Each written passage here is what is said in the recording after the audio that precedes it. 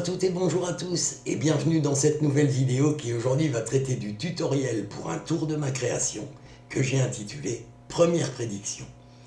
Alors pourquoi ai-je intitulé ce tour Première prédiction? Bien, c'est très simple, c'est parce qu'il s'agit du premier tour que j'ai inventé.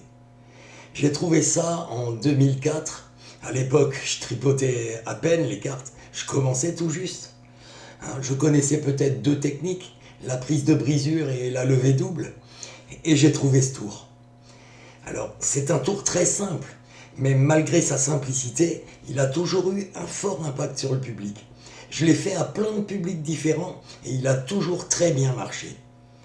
Alors, il est simple, effectivement, mais vous verrez qu'il y a des idées dans ce tour que vous pourrez piquer. Il y a des petites subtilités qui peuvent être vraiment intéressantes, que vous soyez débutant, intermédiaire ou même avancé. Ensuite, c'est un tour qui se fait avec 2 jeux de cartes. Et j'ai rarement vu des magiciens faire des tours avec 2 jeux de cartes. Il y en a, mais pas beaucoup. Je vous souhaite un bon visionnage. Voici tout de suite la démonstration. Bien, monsieur, j'ai 2 jeux de cartes. Devant moi, le jeu bleu, je vais le mettre de côté parce qu'il contient une prédiction. Et on s'en servira tout à l'heure si on en a besoin. Donc, dans le jeu rouge, monsieur, qui est bien mélangé, sans aucun problème, le jeu est mélangé. Vous allez choisir une carte librement, mais par contre, soyez inspiré, monsieur, s'il vous plaît, parce que la carte que vous allez choisir va être la carte magique du jeu. Donc vous pointez une carte du doigt, vous la sortez du ruban. Le spectateur cherche et pointe une carte du doigt et la sort du ruban. Monsieur, vous venez de choisir une carte, qui est celle-ci. On va donc regarder quelle carte c'est. C'est le 4 de pique, monsieur. Magnifique, comme carte, le 4 de pique. On va prendre votre 4 de pique, monsieur, et on va le mettre au milieu du jeu. Vous voyez, bien au milieu du jeu. Donc forcément, votre 4 de pique ne peut plus être ici. Ni en dessous du reste, puisqu'il est au milieu du jeu. Donc, maintenant, je vous ai dit que votre carte serait la carte magique du jeu, monsieur.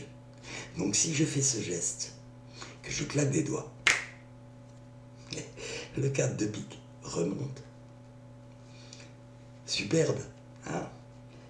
En fait, c'est une carte magique, mais elle n'a pas que ça de magique, monsieur. Parce qu'à chaque fois que je fais ce tour, mais vraiment à chaque fois, tout le monde me choisit le 4 de pique. C'était pour ça que je suis sûr, j'étais sûr que vous choisiriez le 4 de pique. Puisque tout le monde choisit le 4 de pique. C'est incroyable, mais c'est comme ça. Pardon, vous ne croyez pas? Je crois que je vais avoir besoin de la prédiction. Vous vous souvenez, là, je vous ai dit, il y a une prédiction dans ce jeu. Je crois que je vais en avoir besoin. Alors, regardez bien, monsieur, j'ouvre le jeu. Je vais sortir le jeu le plus lentement et le plus nettement possible. Aucune magouille possible, vraiment. Et juste avec l'index, comme ça, je vais faire défiler les cartes. Je vous ai dit que j'étais sûr que vous choisiriez le 4 de pique. Je vous l'ai dit. Regardez bien. Ici, dans ce jeu, il y a une carte qui est retournée. Une et une seule, parce qu'on peut vérifier ici. Il n'y a pas d'autres cartes qui soient retournées. Et cette carte, monsieur, c'est le 4 de pique. Vous voyez, je vous ai dit, tout le monde choisit le 4 de pique, donc j'étais sûr que vous choisiriez le 4 de pique.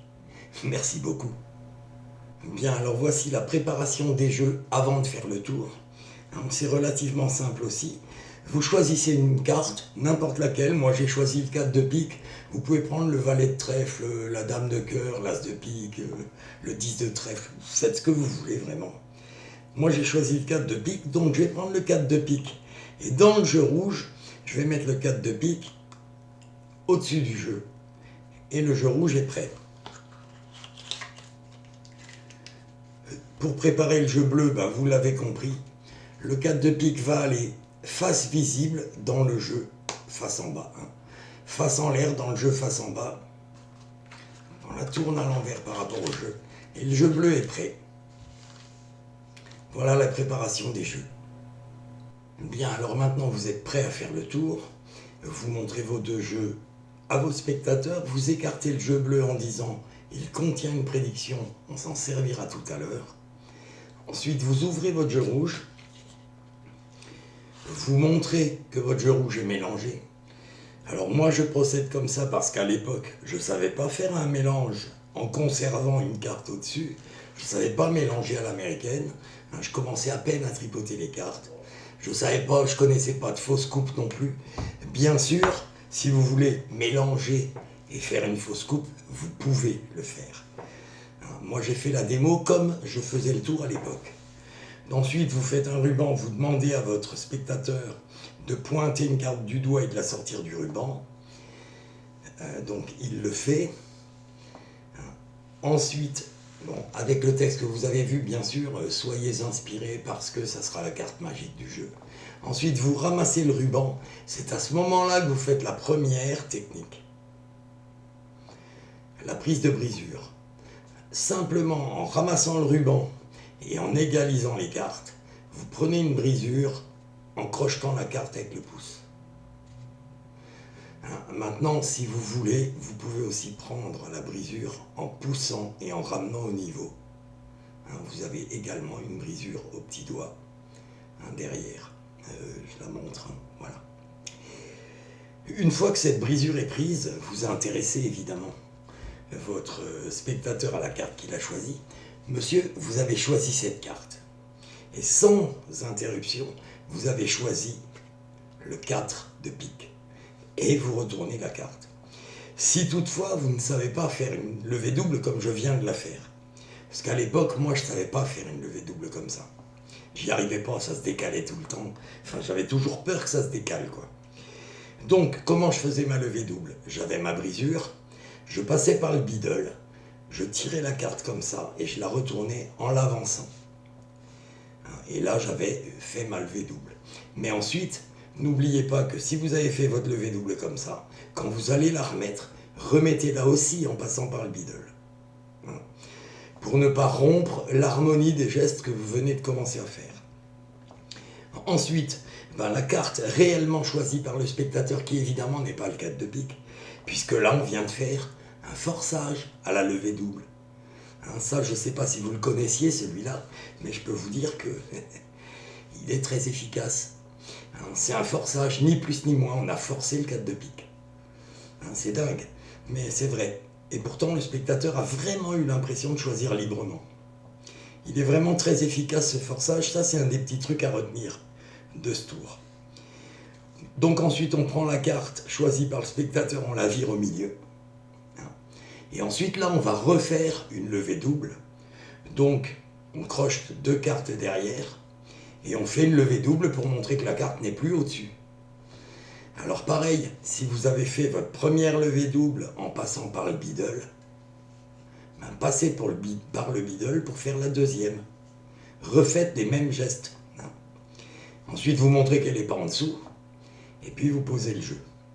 Vous faites votre cinéma, si on fait ce geste et qu'on claque des doigts, la carte elle est magique, donc elle remonte. Là c'est un premier effet pour votre spectateur. Là il est étonné, on a mis la carte au milieu, elle remonte. C'est un genre d'ambitieuse, si on veut, de carte ambitieuse. Et ensuite vous lui dites, de toute façon, je savais que vous choisiriez le 4 de pique. Oui, parce que tout le monde choisit le 4 de pique, c'est bizarre à chaque fois que je fais ce tour, tout le monde choisit le 4 de pique, donc j'étais sûr que vous choisiriez le 4 de pique. Vous ne croyez pas. Et c'est là que vous lui dites, je vais avoir besoin de ma prédiction, vous savez, là, vous s'en souvenez, là. J'ai fait une prédiction, là. Et donc là, maintenant, vous prenez le jeu bleu, vous ouvrez très lentement et très soigneusement, sans faire de gestes maladroits ou brusques, vraiment très nettement. Vous prenez le jeu et vous le retournez, mais très nettement, pour pas que le spectateur ait l'impression que vous magouillez quelque chose. Donc là, la magouille était impossible. Et juste avec un doigt, vous allez commencer à faire défiler les cartes. Et là, vraiment, comme ça, on ne peut pas magouiller. Avec un doigt, on ne peut rien magouiller. Il n'y a rien dans les mains, hop. Et au milieu du jeu, il y a une carte qui est retournée. Une et une seule. Et vous montrez bien. Une et une seule carte est retournée. Une et une seule carte est retournée. Et c'est le 4 de pique. Et vous en étiez sûr, parce que tout le monde choisit le 4 de pique. Donc je savais que vous choisiriez le 4 de pique.